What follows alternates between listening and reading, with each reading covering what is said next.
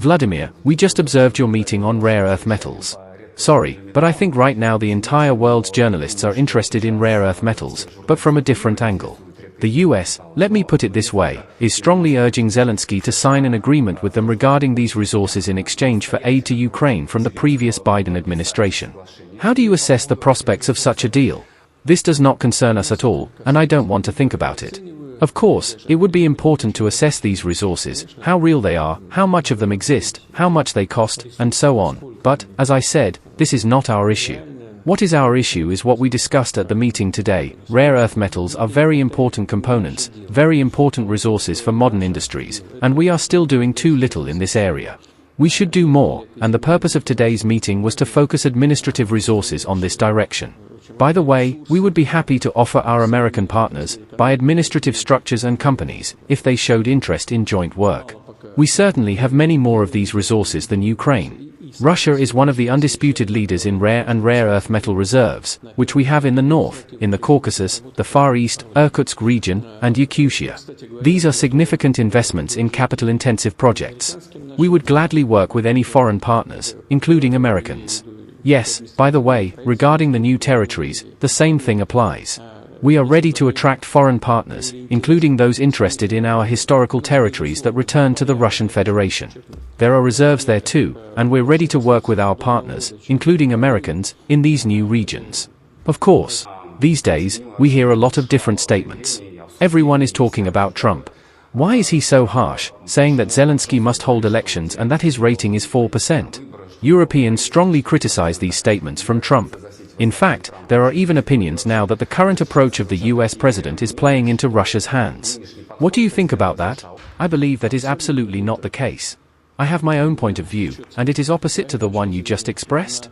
The thing is, the current head of the Kiev regime is becoming a toxic figure for the Ukrainian armed forces because he is giving absurd orders, dictated not by military logic but by political considerations, which are unclear. This leads to unjustifiable large losses, if not catastrophic losses, for the Ukrainian army. It becomes toxic for society as a whole, and I think this is clear from today's polling. Finally, he has cornered himself with his ban on negotiations with the Russian Federation for a peace treaty. He has stopped these negotiations. Why? Because it is too late and will likely lead to the inevitable cancellation of the state of martial law. Once that happens, there will be no reason not to hold elections. Today, elections in Ukraine are not being held under the pretext of martial law.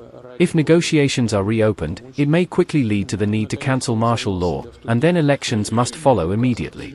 And here is where the current head of the regime faces problems because, no matter how many percent he actually has 4% or whatever, what matters is that his rating, according to our data, which is objective, is exactly half of that of his nearest political rival, General Zelensky, the former head of the Ukrainian armed forces, who was sent to London.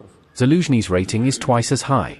If you add to this the possible support of this potential candidate from other political figures, including former prime ministers or former presidents, the chances of the current regime winning the election are absolutely zero, unless, of course, something is rigged, and that would be really bad for him. So, he is a factor of disintegration in the army, society, and the state. The current president, Trump, probably understands this and is pushing him toward elections. What does he want to do? As I see it, he wants to heal the political situation in Ukraine, consolidate society, and create conditions for the survival of the Ukrainian state. This is not so much in Russia's interests as it is in Ukraine's interests for the sake of preserving the Ukrainian state. Although, of course, we would like to ensure that this territory is not used as a launching pad for attacks on the Russian Federation, and that in the end, it turns into a friendly neighboring state. Every day, we hear a wide range of statements from Trump. What do you think of them? Of course, there's no question about it. The current head of the regime in Kiev is giving grounds to show these emotions. But from what I've said, a completely different picture emerges. These actions are based not on emotions but on cold calculation, on a rational approach to the situation. In this situation, we are continuing to break down the regime with which we are in armed conflict. As for strengthening the Ukrainian state, here, of course, one must act energetically in the opposite direction, bringing to power people who will enjoy the trust of the Ukrainian people. Do the Europeans understand the essence of the current situation regarding Ukraine? You should ask them. Judging by how they act, it seems they don't understand very well. But the problem is not even that. The issue is that, unlike the new President of the United States, European political leaders are tied to the current regime and are too committed. They have made many promises and said a lot. Now, it's very hard or practically impossible for them to backtrack without losing face, especially considering that they are in a politically complex and sensitive period of elections and re-elections, parliamentary difficulties, and so on. So, changing their position is practically impossible for them, unlike the new President of the United States. He has free hands. He is free from the shackles that prevent them from moving forward and working toward resolving the conflict. He is, of course, direct and unreserved in his approach. Well, he is in a unique position. Not only does he say what he thinks, but he also says what he wants. This is the privilege of the leader of one of the major world powers. A few days ago in St. Petersburg, I asked you about how everyone now wants a say in Russian-American negotiations. But the Europeans continue to demand a voice in the negotiations around Ukraine. I don't see anything wrong with them demanding this. They've been demanding something from others for centuries. Now, they are being demanded something in return. Let them sit at home and think about how they ended up in such a situation. But their participation in the peace process is, of course, welcome. We have never rejected it. We were always in dialogue with them. But at some point, under the guise of inflated ideas to defeat Russia on the battlefield, they themselves refuse to engage with us. If they want to return to the table, they are welcome. I saw the reaction to our phone conversation with the US President. I saw the reaction to the high-level meeting in Anniv. It's all emotionally charged but lacks practical sense because, to solve difficult and even acute issues, including the Ukrainian track, Russia and the US need to take the first step. That first step should be to restore trust between the two countries. This is what we have been working on in our contacts, and it will be the focus of future contacts. Without this, it is impossible to resolve any issues, including such a complex one as the Ukrainian crisis. But where do the Europeans fit into this? This is about bilateral Russian-American relations. What role do they play in this process? By the way, a few minutes ago, I read news from the US that President Trump said the US and Russia are discussing major economic projects as part of the Ukraine negotiations.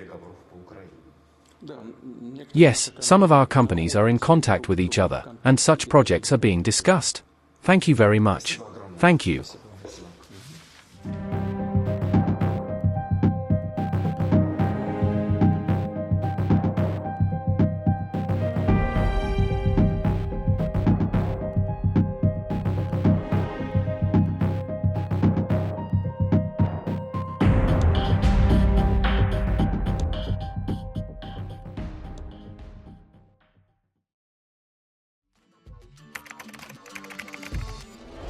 What the changes in India's population and the differential growth rates. This city has emerged. We have a very special guest on the record. The interview. The role that the US side played at that point of time. पूरी दुनिया की नजर. Assume my phone is tapped. I can probably say hello to Mr. Modi. आपके भारत पर है. Episode of Know Your Candidate. The rising confidence of India under Prime Minister Narendra Modi. Communist China is the greatest threat. There will come a day that we will see far more radical extremist. I'm still a little perplexed by why we. Your daily dose of news from India and across the world. Cutting-edge views and analysis. Tune into HT videos. Click on the bell icon to subscribe.